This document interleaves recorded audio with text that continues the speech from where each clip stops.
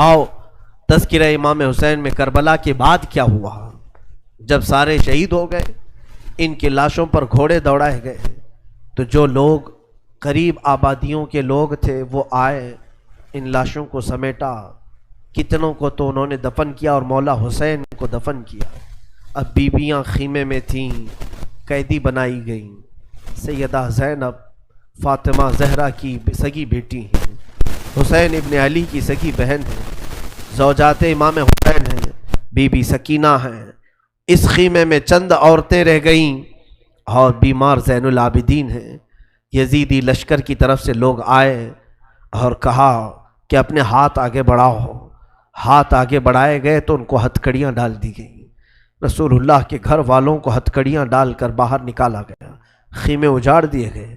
بعض روایات یہ بتاتی ہیں کہ خیموں میں آگ لگا دی گئی۔ جب خیمے جل گئے، شام کا وقت تھا، مغرب کے بعد یہ لٹا ہوا تاخت و تاراج قافلہ کوفہ کی طرف جا رہا تھا۔ کربلا سے اب یہ کوفہ جا رہے تھے، لیکن ظالموں نے جتنے شہید ہوئے تھے ان کے سر سنبھال کر رکھے تھے۔ امام حسین ابن علی کا سر لے لیا، عباس علمبردار کا سر لے لیا، اور علی اکبر امام قاسم کے سر کاٹ کر لے لیے۔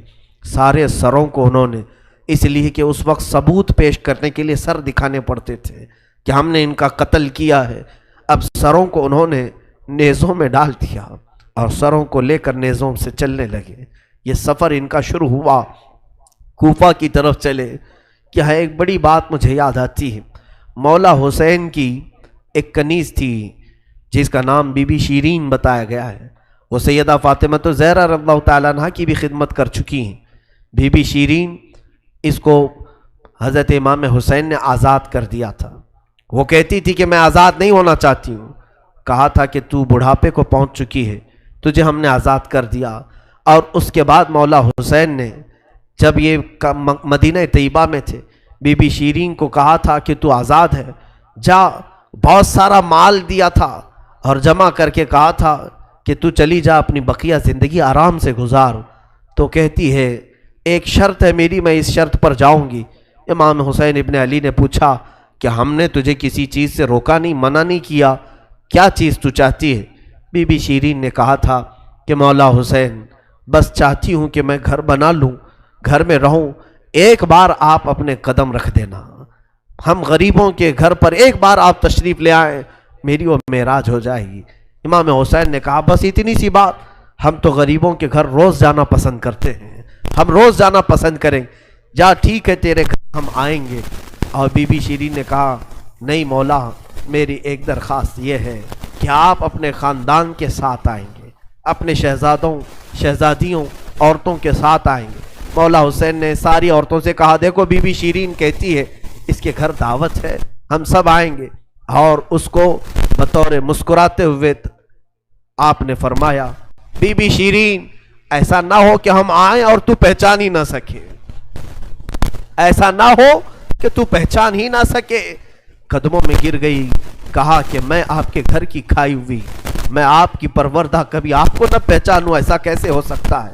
وہ خاتون گئی، کوفہ کے قریب ایک چھوٹی سی بستی میں گھر بنایا، بڑا اچھا سا گھر بنایا، اور اس کی بستی والے بھی اس کی بڑی عزت کرتے تھے کہ یہ فاطمہ کے گھر کام کی ہوئی عورت ہے، حسین ابن علی کے گھر کام کی ہوئی عورت ہے۔ وہ ہر گھر میں جاتی تھی، بستی والوں سے کہتی تھی لوگوں دیکھنا میں نے گھر بنایا اور پیغام بھیج دیا ہے، فاطمہ کے لاڈلے شہزادہ رسول امام حسین نے مجھے وعدہ کیا ہے ایک بار وہ میرے گھر تشریف لائیں گے۔ بستی والے کہتے تھے کیا تیری قسمت ہے کہ تیرے گھر مولا حسین آنے کی بات کر چکے ہیں، رسول اللہ کا شہزادہ تیرے گھر آئے گا۔ سب اس کی گاؤں میں بڑی عزت تھی، لوگ کہتے تھے کہ اس کی بات پر حسین آنے والے ہیں۔ ایک بار جیسے ہی بی بی شیرین کو خبر ہوئی کہ امام حسین مدینہ سے مکہ نکل چکے ہیں اور مکہ سے کوفہ آنے والے ہیں، جیسے ہی یہ خبر ملی تو اس نے پیغام بھجوایا اور پھر اپنے گھر کو رنگ و روغن کرنا شروع کر دیا اور کمرے سجائے کہ مولا حسین کا قافلہ آ رہا ہے اور کوفہ جانے والے ہیں اور میرے گھر پر ٹھہریں گے۔ جنگ کی کوئی خبر ہی نہیں تھی۔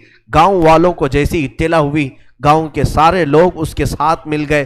پورے گاؤں میں سارے لوگ گھروں کی تیاریاں کر رہے تھے اور سب لوگ روز انتظار کرتے. بی بی شیریں پہاڑ کے ایک چوٹی پر صبح سے شام تک بیٹھتی، ہر آنے جانے والے قافلے والے کو دیکھتی، جو مکہ سے کوفہ کے لیے آ رہا ہے جا رہا ہے دیکھتی، انتظار کرتی. اس میں امام حسین اپنے گھر والوں کے ساتھ آنے والے نہیں آئے. کئی دن گزر گئے اور اسی زمانے میں ایک رات ایسی آئی کہ اس کے گھر ایک عورت آئی. کہا بی بی شیریں اٹھو جلدی. کہا کیا؟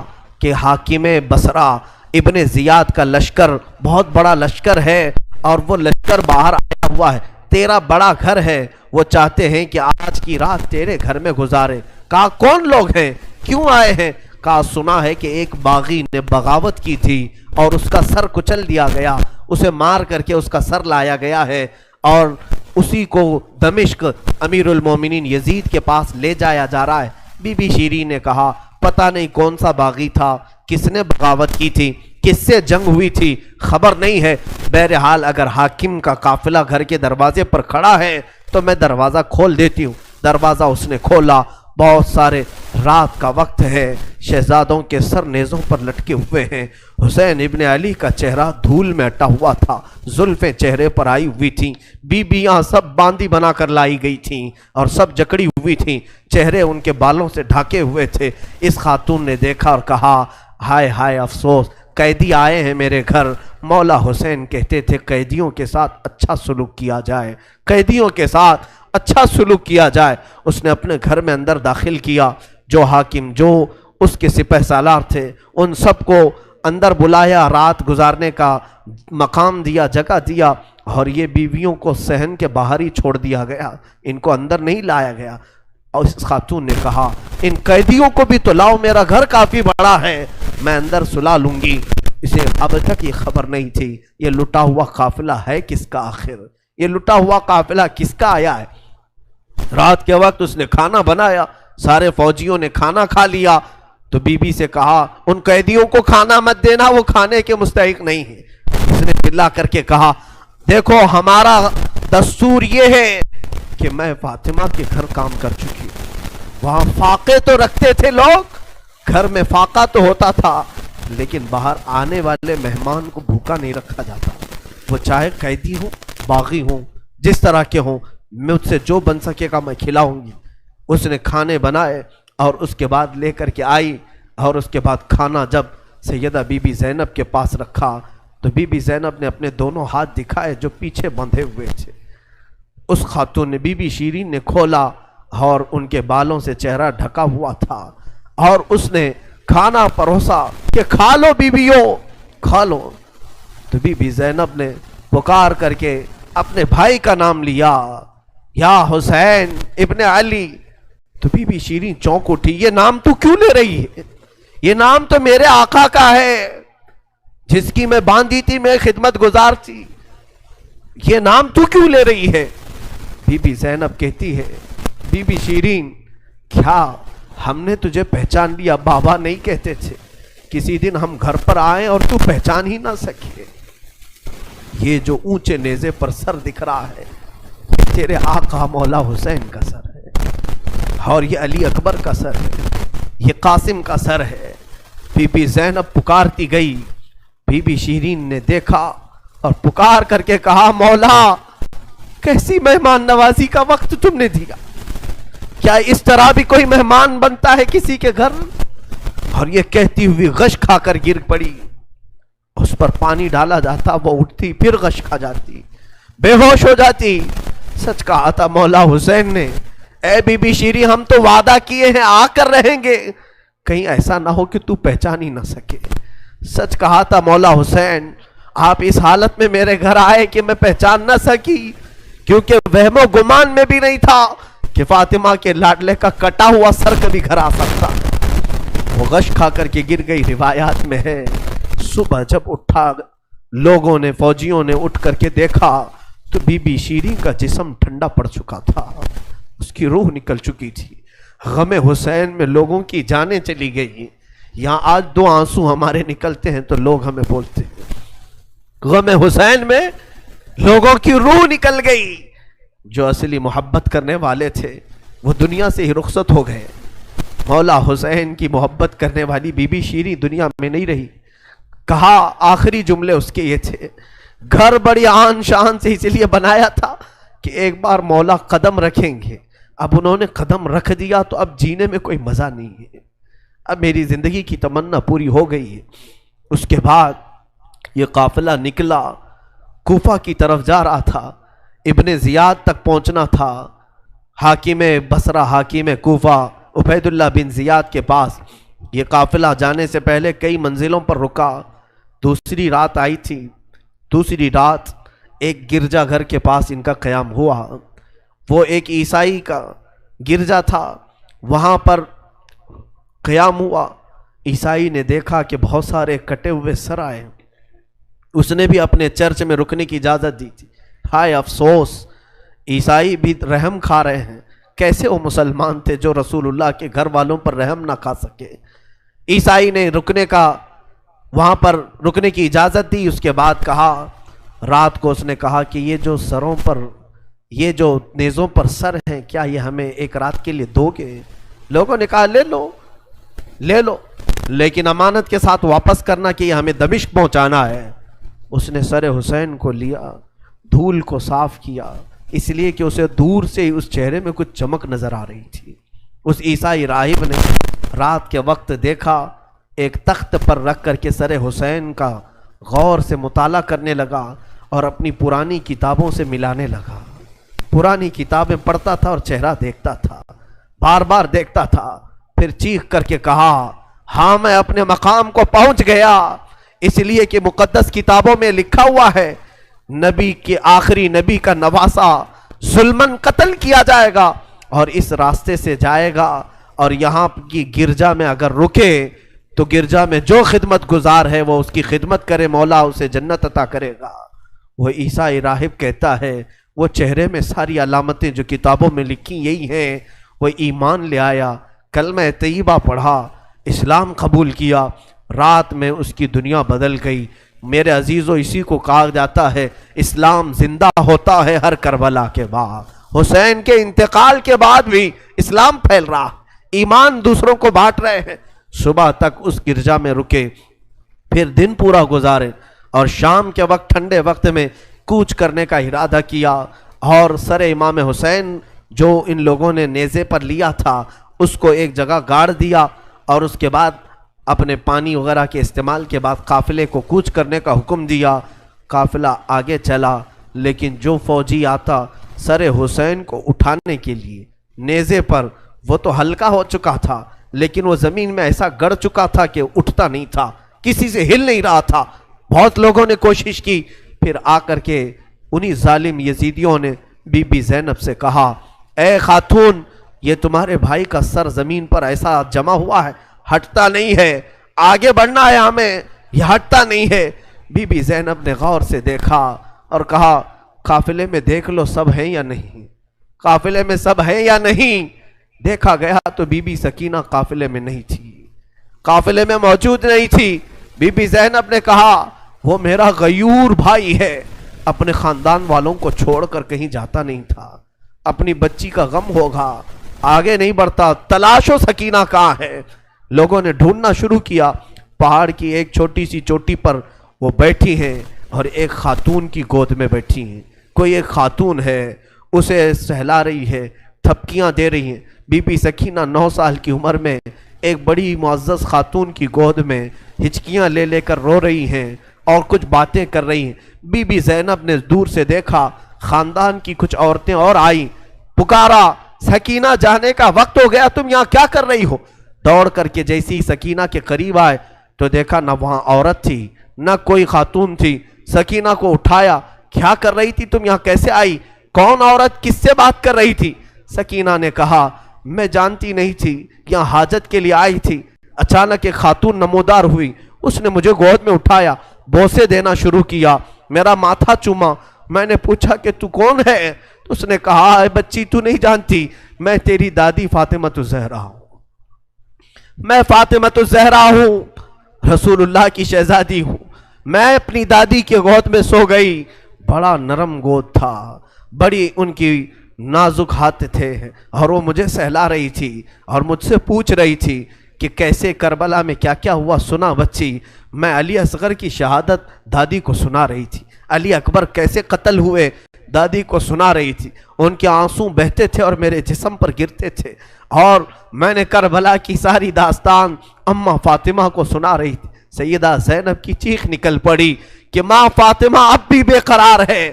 اس لیے کہ حضرت امام مسلم فرماتے ہیں، ایک بڑے بزرگ ہیں تابعی ہیں، کہتے ہیں میں نے خواب میں دیکھا ایک بوڑھی خاتون کو. کربلا کا یہ منظر جو تھا 10ویں محرم کو ہوا. 9 محرم کو خواب دیکھیں یا عاشورہ کی رات کو انہوں نے خواب دیکھا. کہتے ہیں ایک بوڑھی عورت ہے، بڑی عمر والی عورت ہے، جبہ اس کے سر پر پڑا ہوا ہے، جھاڑو لے کر میدان جھاڑ رہی ہے. پورا میدان جھاڑا تو یہ امام مسلم فرماتے ہیں میں نے دور سے پکار کر کے کہا بی بی کون ہو آپ، یہ میدان کیوں جھاڑ رہی ہو؟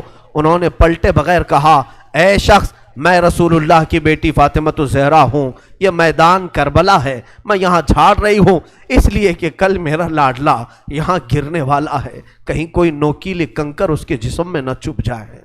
مجھے درد ہوگا اگر حسین کو کوئی زمین کی کنکریاں چبھیں، میں صاف تو کر لوں.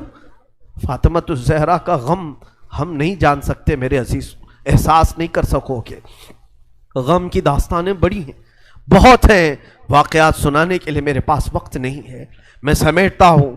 عزیزان گرامی، یہ تاخت و تاراج قافلہ، یہ اسیران اہل بیت کوفہ پہنچے ابن زیاد کے محل میں. ابن زیاد نے دیکھا حسین ابن علی کو تانے مارنے لگا، کہا کہ تم نے بڑا غلط کیا، تم نے یزید کے خلاف خروج کیا، بغاوت کیا، اور اس کے بعد بہت ساری بے حرمتی کرنے کے بعد اس قافلے کو اس نے دمشق روانہ کیا. دمشق ملک شام کی راجدھانی آج بھی ملک شام میں، جس کو انگلش میں دمسکس کہا جاتا ہے، دمشق ہے وہ اصل. دمشق میں جب یہ قافلہ پہنچنے لگا وہاں کے حالات الگ تھے. بازار شام پر لعنت ہو، بازار شام پر کا برا ہو. وہاں شام کا بازار سجایا گیا تھا، گھر گھر وہاں سجائے گئے تھے اور لوگوں میں یہ جشن کا ماحول تھا کہ آج باغیوں کے سر لائے جا رہے ہیں اور قیدیوں کو جکڑ کر کے ملک شام خلیفہ وقت یزید کے دربار میں پیش کیا جا رہا ہے. لوگ چھتوں پر چڑھ چکے تھے یہ منظر دیکھنے کے لیے. یہ علم جو اٹھا کر کے آ رہے تھے لوگ قافلے یزید میں، یزیدی لشکر جو کوفہ سے دمشق داخل ہو رہا تھا، دمشق کے دروازے پر یہ قافلہ پہنچا ہے. سر امام حسین کو نیزے پر لے کر، علی اکبر، امام قاسم، عباس کا سر لے کر یہ لوگ پہنچے ہوئے ہیں. ابھی ملک شام کے بازار میں دیکھا اچانک طبلے بجنا شروع ہو گئے، ڈھولوں کی آوازیں بلند ہو گئی، باجے شروع ہو گئے اور بہت زیادہ بانسریاں بجنے لگیں. اور اس جشن کے ماحول میں اس قافلے کو لایا جا رہا ہے. آگے لوگ ناچتے ہوئے جا رہے ہیں، کھیلتے ہوئے جا رہے ہیں کہ فتح مبین یزید کا اچھا ہو. جے جے کار لگ رہی تھی. خاندان اہل بیت کو قیدی بنا کر کے لایا گیا ہے. میرے عزیزوں، اس خاندان اہل بیت کے ساتھ وہاں جو معاملات ہوئے، کئی لوگ تھے جو دیکھنے کے لیے دور دور سے آئے تھے. ایک صحابی ہیں، وہ کہتے ہیں میں تجارت کے لیے گیا تھا تو مجھے خبر ہوئی کہ آج اہل بیت کا قافلہ یہاں آ رہا ہے. تو میں دوڑتا ہوا پہنچا اور جیسے ہی میں نے دیکھ کر کے میں ضبط نہ کر سکا. وہ چہرہ آج نیزے پر تھا جو کبھی میرے مصطفیٰ کے کندھے پر ہوا کرتا تھا. وہ صحابی کہتے ہیں ان کے لبوں پر میرے آقا اپنے ہونٹ رکھا کرتے تھے، ان کی گردن کو سونگھا کرتے تھے. وہ حسین کی گردن کو انہوں نے تلوار سے الگ کیا ہوا تھا اور نیزے پر لا رہے تھے. وہ صحابی دوڑتے ہوئے آئے، کہا میری زندگی کا برا ہو میں حسین کا ساتھ نہیں دے سکا، میں حیدر کے گھر والوں کا ساتھ نہیں دے سکا. بچیاں تھیں جو قیدی بنا کر لائی گئی تھیں. دوڑ کر کے وہ صحابی آئے اور بی بی سکینہ کے پاس آئے. ننھی سی 9 سال کی عمر کی بچی بھی قیدی بن کر آئی. دوڑ کر کے ساتھ قریب آئے، پوچھا کہ بچی میں تمہارے غم میں برابر کا شریک ہوں، میں بھی تمہارے غم میں ساتھ ہوں، اہل بیت کا میں وفادار ہوں. انہوں نے توجہ نہیں کی، اس لیے کہ بی بی سکینہ کہتی ہیں ہم تو دنیا سے مایوس ہو چکے تھے، ہم نے کٹنے کے وقت کسی کو آتے ہوئے نہیں دیکھا، اب تماشا دیکھنے کے لیے بہت سارے لوگ آتے ہیں، توجہ نہیں کی.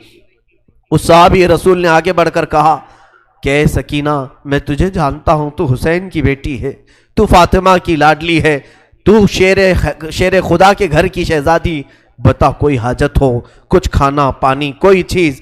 اللہ اللہ، یہ بھوکے اور پیاسوں نے کبھی کھانا کسی سے نہیں مانگا، پوری داستان کربلا سننا، کبھی انہوں نے روٹی نہیں مانگا، ہاں پانی ضرور مانگا ہے۔ پانی مانگنا انسانیت کے لیے عیب نہیں، روٹی مانگنا محتاجی کی علامت ہو سکتی ہے۔ بی بی سکینہ نے کہا کہ بڑی حاجتیں پوچھ رہے ہو، کیا میری حاجت پوری کرو گے؟ کہا بتاؤ بچی، میں اپنی طرف سے جو ہو سکے کروں گا، میرے پاس پیسے ہیں، مال ہے، میں اس سے جو چاہے کروں گا۔ بی بی سکینہ نے صرف ایک درخواست کی کہ میرے نانا کے صحابی، بس اتنا کام کر لو کہ یہ جو اونچے نیزے پر میرے بابا کا سر ہے، حسین ابن علی کا، اس سر کو تھوڑا آگے بڑھا دو، یہ جو جلوس میں جا رہا ہے آگے بڑھا دو۔ ہمارے گھر کی بچیاں غور سے سنیں، میرے گھر کی عورتیں کان کھول کر کے سنو، 9 سال کی بچی کیا خواہش ظاہر کر رہی ہے، کہا اگر وہ نہیں بڑھتے ہیں تو انہیں پیسے دے، وہ انعام دے کر آگے بڑھاؤ۔ اس صحابی نے پوچھا کہ اس سر کو تمہارے قریب رہنا اچھا ہے، تمہارے قریب رہنا اچھا ہے، آگے کیوں بڑھانا چاہتی ہو؟ بی بی سکینہ نے کہا اس لیے کہ لوگوں کا جلوس بابا سر کو دیکھنے کے لیے آ رہا ہے، اور سارے دیکھنے قیدی بنا کر کے لائے گئے تھے، بیمار زین العابدین حسین ابن علی رضی اللہ تعالیٰ عنہ کے شہزادے، وہ قیدی بنا کر لائے گئے تھے۔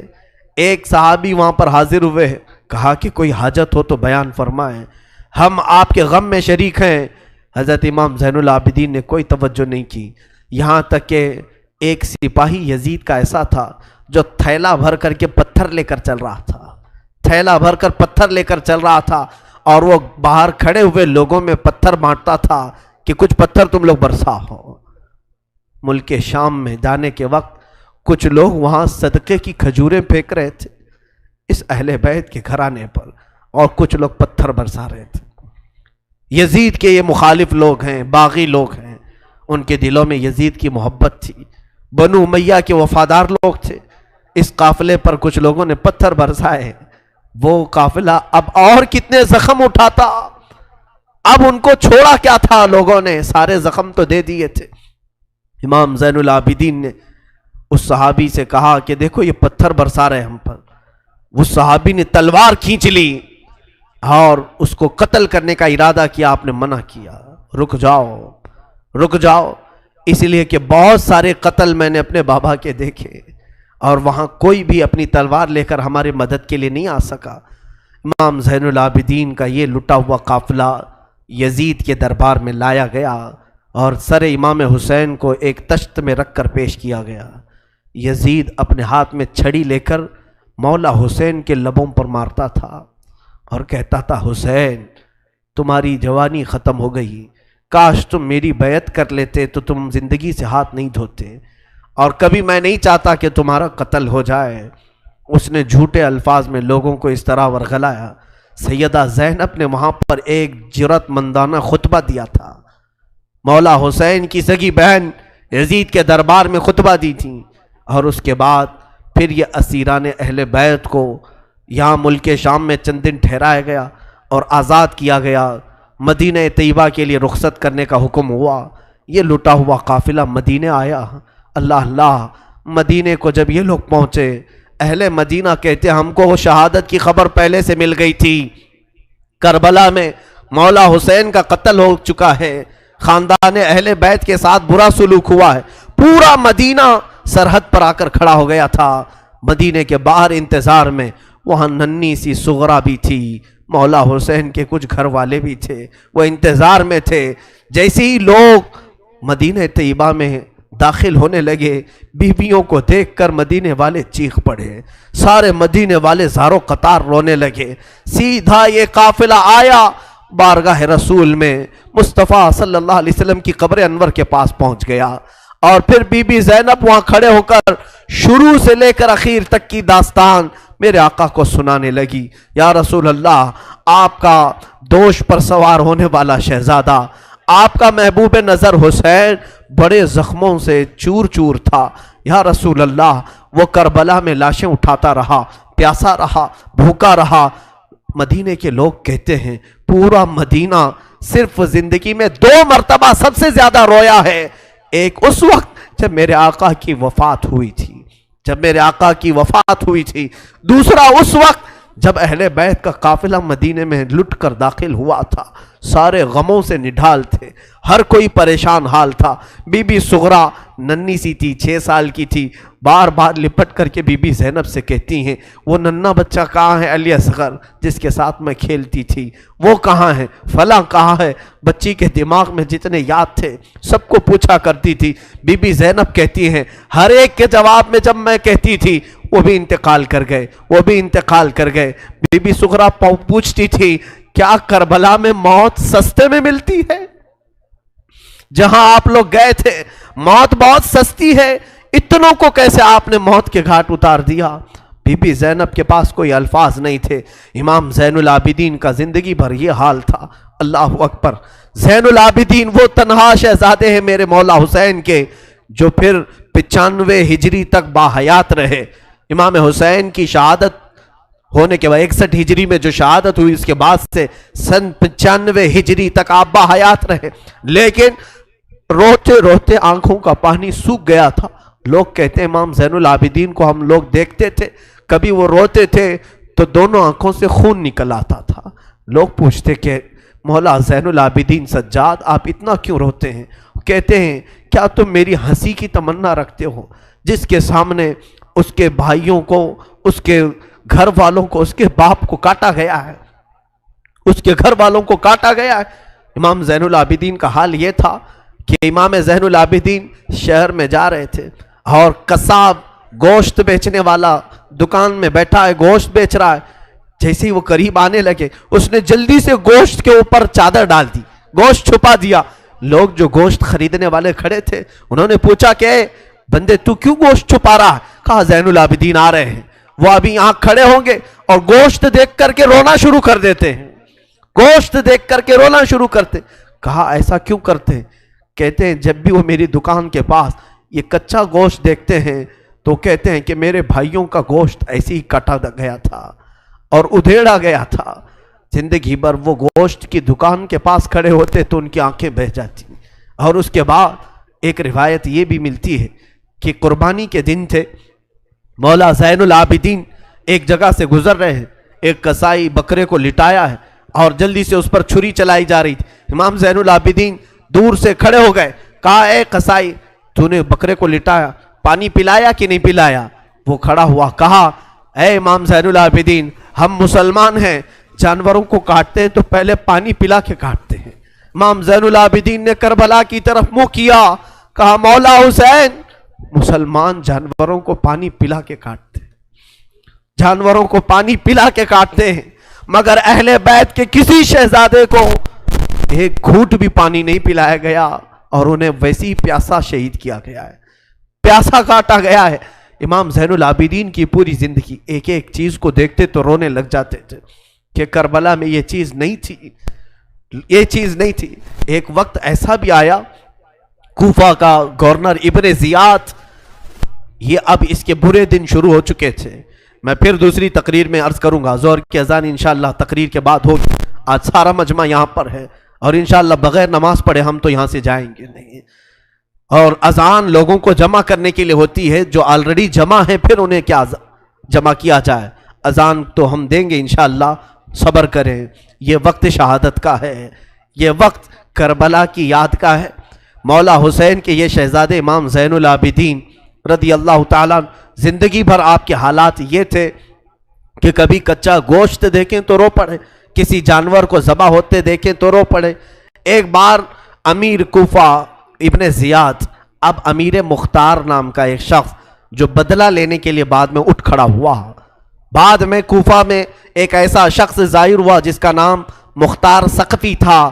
اس نے اعلان کیا کہ میں قاتلان حسین کا بدلہ لوں گا، اور اس نے اٹھ کر کے کچھ اہل بیت سے محبت کرنے والوں کو اپنے قافلے میں جمع کیا اور یہ قافلہ بڑھتا گیا یہاں تک کہ خون حسین کا بدلہ لینے کے لیے یزید کی موت کے بعد اس نے ہر ایک کو تلاشنا شروع کیا.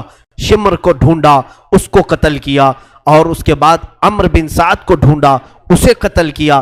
عبید اللہ بن زیاد جو کوفہ کا حاکم تھا, جو جڑ تھا اس فساد کا, اسے ڈھونڈا, اور اس کے بعد 22,000 کا جو لشکر تھا اس میں سے کسی ایک کو بھی اس نے زندہ نہیں چھوڑا, ایک کو بھی نہیں.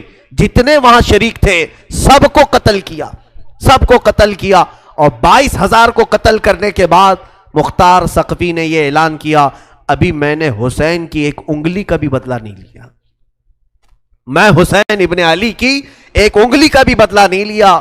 یزید خائب و خاسر ہو کر مر گیا.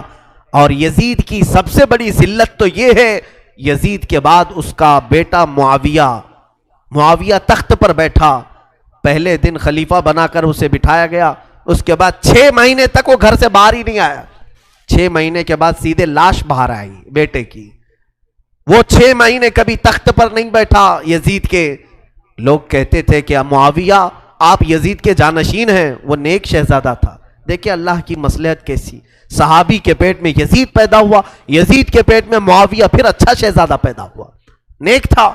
اس نے کہا, لوگ جب کہتے تخت پر بیٹھ جائیے, تو اس نے اس تخت کی طرف دیکھ کر کے تھوک دیا اور کہا اس تخت پر بیٹھوں جس پر شہزادہ رسول کا خون لگا ہوا ہے, اس تخت پر بیٹھوں جو تخت حسین ابن علی کے گھر والوں سے رنگا ہوا ہے. کبھی اس تخت پر نہیں بیٹھا.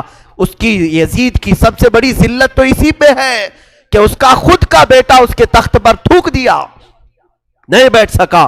لیکن حسین کا چرچا آج بھی ہے, حسین کے شہزادے گلی کوچوں میں ہر جگہ ہے. سادات کی خوشبو تم محسوس کرو گے آج بھی. حسین ابن علی کے یہ صاحبزادے زین العابدین جہاں پر رہ رہے تھے خیمے میں, تو ایک مرتبہ ایسا ہوا کہ ابن زیاد جان بچاتا ہوا بھاگتا ہوا نکل آیا, کیونکہ مختار ثقفی اس کے پیچھے لگ گیا تھا, اپنے سواریوں کو دوڑا دیا تھا اس کے پیچھے کہ عبید اللہ بن زیاد جہاں بھی ملے اسے پکڑ کر کے لاؤ, اسے پکڑ کر کے لاؤ. تو سب اس کے پیچھے لگ گئے. مختار ثقفی کے ڈر سے عبید اللہ بن زیاد جان بچاتا ہوا بھاگتا ہوا ایک خیمے میں آیا. وہ خیمہ کسی اور کا نہیں, امام زین العابدین کا تھا. وہاں پر پہنچ گیا, آپ قرآن پاک کی تلاوت میں مصروف تھے. مختار ثقفی کے ڈر سے آنے والا یہ عبید اللہ بن زیاد ہانپ رہا تھا, کانپ رہا تھا. امام زین العابدین نے سر اٹھا کر کے دیکھا, کیا بات ہے؟ کہا پیاس کی شدت ہے, اگر تمہارے پاس پانی ہو تو پلاؤ. امام زین العابدین نے فوراً کھٹوری بھری اور پانی دیا. اس نے پانی پیا اور پھر کہا اور پانی ملے گا. انہوں نے اور ایک کھٹوری بھری اور پھر پانی پلایا. اس نے پیا, 3 کھٹوریاں پانی پیا. عبید اللہ بن زیاد یہ سوچنے لگا شاید امام زین العابدین نے مجھے پہچانا نہیں ہوگا. اس نے کہا آپ مجھے نہیں پہچانے ہوں گے شاید. آپ نے چہرہ اٹھایا تو آنکھوں میں خون تھا, آنکھوں میں خون تھا. کہا اے ظالم, تجھے نہیں پہچانوں گا؟